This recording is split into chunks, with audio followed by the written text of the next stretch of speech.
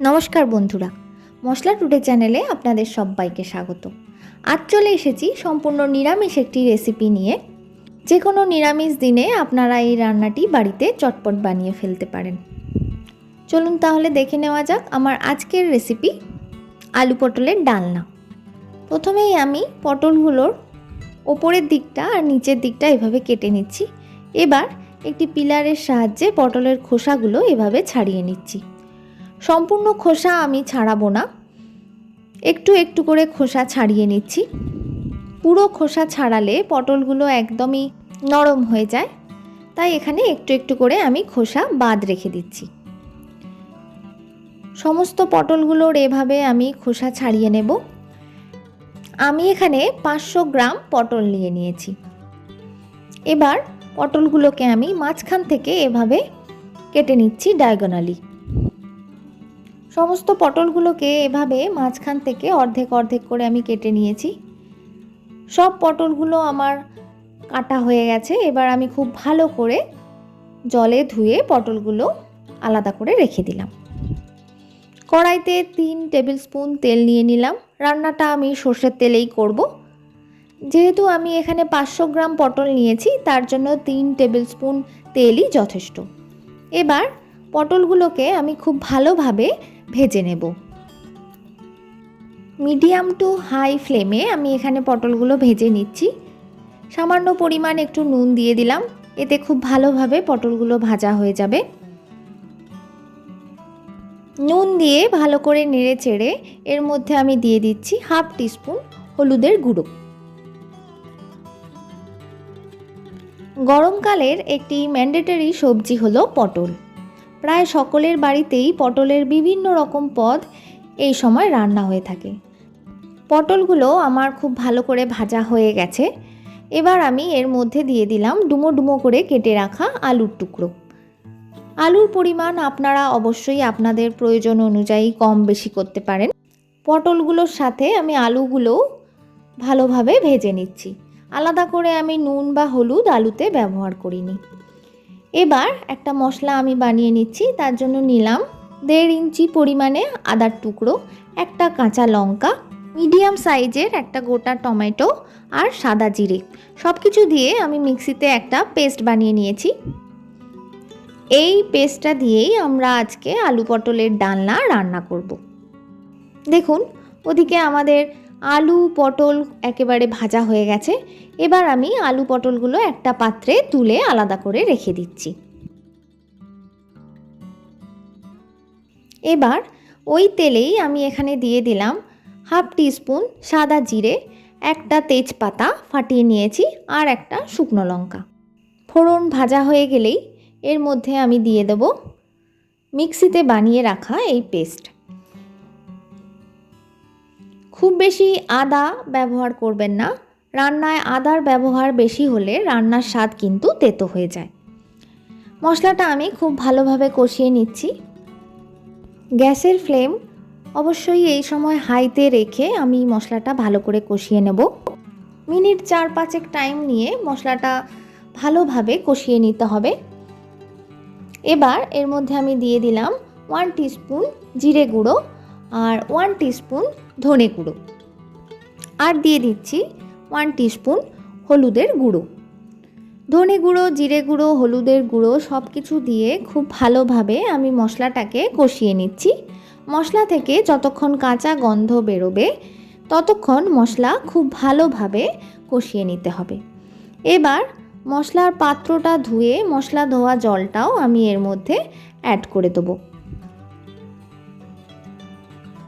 এভাবে একটু টাইম নিয়ে মিডিয়াম টু হাই ফ্লেমে মশলা যদি আপনারা এভাবে কষান তাহলে কিন্তু রান্নার স্বাদ খুবই ভালো হয়। এবার দিয়ে দিচ্ছি এর মধ্যে স্বাদ মতো নুন। নুন দিয়েও আমি আরও একবার ভালোভাবে কষিয়ে নিচ্ছি। দেখতেই পাচ্ছেন আমার মশলার কিন্তু রং খুবই সুন্দর হয়েছে। আমি এখানে আলাদা করে কোনো কাশ্মীরি লঙ্কার গুঁড়ো ব্যবহার করিনি। মশলা থেকে তেল ছেড়ে গেছে।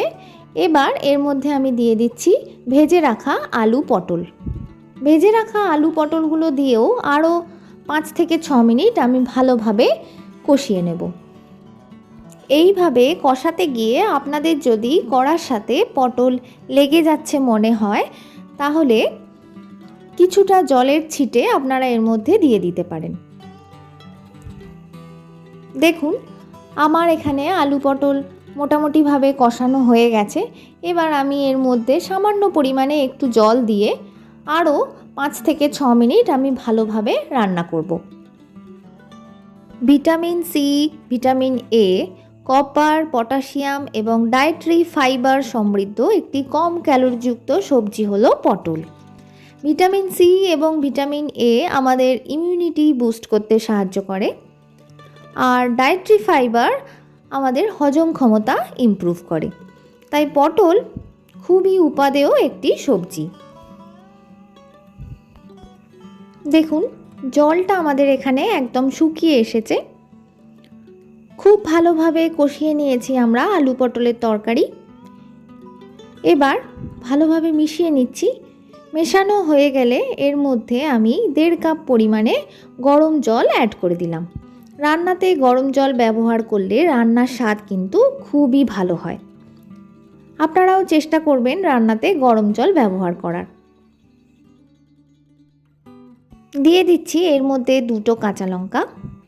ঝালের ব্যবহারটা অবশ্যই আপনারা আপনাদের স্বাদ অনুযায়ী করবেন। আমার বাড়িতে কচি কাঁচা বাচ্চা আছে, তাই আমাকে ঝালের পরিমাণটা একটু কমই রাখতে হয়। আপনারা কতটা গ্রেভি রাখতে চান বা মাখো মাখো করতে চান সেই অনুযায়ী এখানে জলের ব্যবহার করবেন। রান্নাটি ফুটে উঠলে আমি ঢাকা দিয়ে রান্না করে নেব 7 থেকে 8 মিনিট। 8 মিনিট পর ঢাকা খুলে দেখে নিচ্ছি আমাদের আজকের আলু পটলের ডালনা মোটামুটিভাবে হয়ে এসেছে। যে কোনো নিরামিষ দিনে রুটি, পরোটা, ভাত, পোলাও যে কোনো কিছুর সাথেই এই রান্নাটি আপনারা বানিয়ে ফেলতে পারেন।